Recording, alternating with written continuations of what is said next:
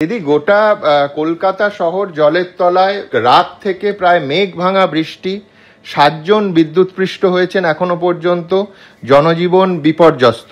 এই মুহূর্তে সরকার ঠিক কি করছে? এবং যেটা আশঙ্কার সেটা হচ্ছে, এইমাত্র খবর পাচ্ছি যে গঙ্গায় আবার জোয়ারের সময় এসে গেছে, যার ফলে লক গেট বন্ধ করে দিতে হবে, যার ফলে জল বেরোনোর ক্ষেত্রেও একটা সমস্যার সৃষ্টি হচ্ছে। এই মুহূর্তে সিচুয়েশন কি?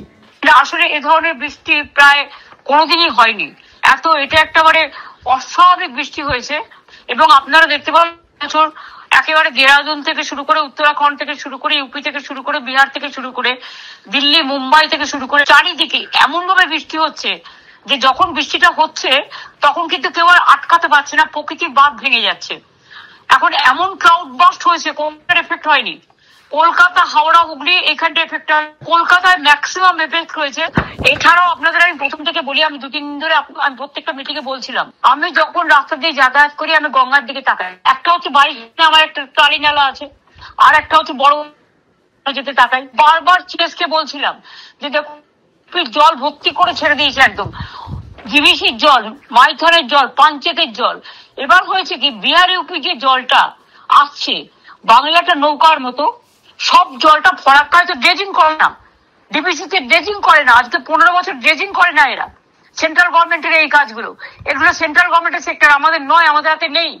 আমাদের হাতে থাকলে আমি করে দিতাম। কিন্তু ফলে কি, আগেই ভর্তি ছিল। এবং এখন যে হাই টাইড, মহালয়ার সময় আপনারা জানেন জোরে বন্যা হয়, সারাসাতি বান বলি যেগুলোকে আমরা, সারাসারির বান, হাই টাইড হয়। এবং হাই টাইডের ফলে কি হয়েছে, মানে আজকে দুপুরেও যেটা বানটা আসবে সেটাও কিন্তু ভয়ঙ্কর বান, মানে দুপুরেরটাও হাই টাইড হবে, আস্তে আস্তে লো টাইডে যাবে। সুতরাং এইটা পূর্বাভাস ছিল যে বৃষ্টি হবে, এটা কিন্তু কোনো আবহাওয়াবিদ কেউ বলেনি। এবং তা সত্ত্বেও যারা মারা গেছে খুবই দুঃখজনক, মর্মান্তিক। এবং আমি ব্যক্তিগতভাবে শোকাহত, কারণ আমার কাছে 5 জনের নাম ঠিকানা এসছে, 5 জনই কলকাতায়, 2 জনেরটা আমি পাইনি এখনো, কাজে আমি বলতে পারবো না। হ্যাঁ, আমি আপনাকে পাঠিয়ে দেবো, ডিটেইলস আছে আমার কাছে। 5 জনেরটা কনফার্ম আমি পেয়ে গেছি। এবং আমি চিফ সেক্রেটারি থেকে শুরু করে, পুলিশ থেকে শুরু করে, মেয়র থেকে শুরু করে সবার সাথে কন্টিনিউয়াস কোঅর্ডিনেশনও রাখছি। এখন যেটা হচ্ছে সেটা হচ্ছে যে ক্লাবগুলো পুজোর মধ্যে পড়ে গেছে বলে আরো প্রবলেম হচ্ছে। আমরা একটা কাজ করেছি, যেটা আমি এডুকেশন ডিপার্টমেন্টকে বলেছি, আজ থেকে সব স্কুল পুজোর ছুটি দিয়ে দাও। মহালয়ার আগের দিন ছুটি দিয়ে দিতাম। আর প্রাইভেট স্কুলগুলো তো, যারা আইসিএসসি বা সিবিএসসি, তারা তো প্রাইভেট গভর্নমেন্ট অফ ইন্ডিয়ার, তারা রেকগনাইজ, তারা তো আমাদের কথা শোনে না। কিন্তু একটা নোটিফিকেশন করতে বলবে, এবং তাদের কাছে আমার রিকোয়েস্ট থাকবে, যেহেতু তারা মোটামুটি এই বৃষ্টি দেখে অধিকাংশ স্কুলই ছুটি দিয়ে দিয়েছে আজকে এই পরিস্থিতিতে। আজকে ছুটি দিলে হবে না, এইটার তো একটা রেস্ট থাকবে না। মানে এখন তো আবহাওয়া দপ্তর বলেছে 2-3 দিন এর রেস্ট থাকবে। হ্যাঁ, আচ্ছা, এরপরে আমি আবহাওয়া দপ্তরের সঙ্গে চেক করলাম, এরপরে আবার এই যে পঞ্চমী থেকে নিম্নচাপ, সেটার সঙ্গে আবার এটার কোনো সম্পর্ক নেই, অর্থাৎ আর একটা দ্বিতীয় পর্যায়ের নিম্নচাপ, এবং সেখানে বৃষ্টির সম্ভাবনাটা একই রকম রয়ে গেছে।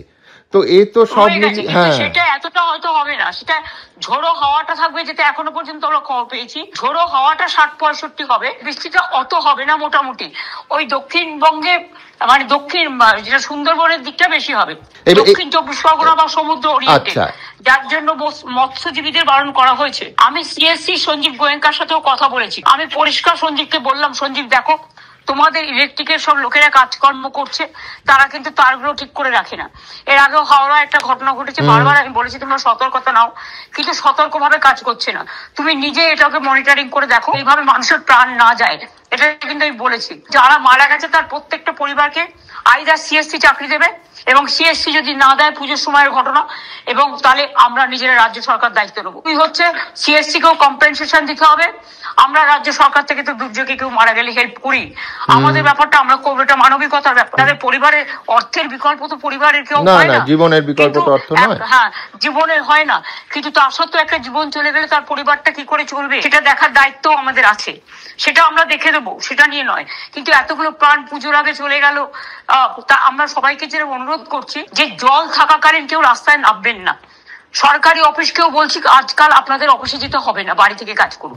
সরকারি অফিসে যেতে হবে না, আপনাদের অ্যাবসেন্ট হবে না। বেসরকারি অফিস যারা আছে আইটি সেক্টরে, তাদেরও রিকোয়েস্ট করবো, যেহেতু দুর্যোগ হচ্ছে, তাই এই 2 দিন যদি তারা বাড়ি থেকে কাজ করতে অ্যালাউ করে, হোমওয়ার্ক। কারণ কোভিড এর সময় তো আপনারা দেখেছি হয়েছে, ওয়ার্ক ফ্রম হোম বলছে। সুতরাং যেহেতু কলকাতার উপর দিয়ে বৃষ্টিটা গেছে, মানে এই দুর্যোগটা হয়েছে, তাই কলকাতা এবং সল্টলেক, রাজারহাট, নিউ টাউন, এই অফিস পাড়া যদি ট্রেন না চলে তাহলে যাবে কি করে? যদি রাস্তায় জল থাকে বাইক যাবে কি করে, গাড়ি যাবে কি করে? সেই জন্য একটু রিকোয়েস্ট করছি তাদের মালিকদের কাছে, তারা তো আগেও তো ওয়ার্ক ফ্রম হোম অ্যালাউ করেছে, আপনারা যদি অনুগ্রহ করে ওয়ার্ক ফ্রম হোম অ্যালাউ করেন। আর প্রাইভেট স্কুলগুলো যেগুলো ইংলিশ মিডিয়াম বা সিবিএসই বা আইসিএসসি, তাদের কাছে উচ্চ অনুরোধ করবো তারাও যেন একটু ছুটিটা এগিয়ে দেয়। তারা যদি মনে করে শুক্রবার, তার ফ্রাইডে ছুটি দেওয়ার ঘোষণা করেছে, ফ্রাইডে ছুটি দিতে গেলে আজকে তো মঙ্গলবার হয়ে গেল, আর এই অবস্থা, অন্তত আজকের দিনটা, কালকের দিনটা তারা অন্তত ছুটি রাখুক, তারপরে 3 দিন তারা ক্লাস করুক।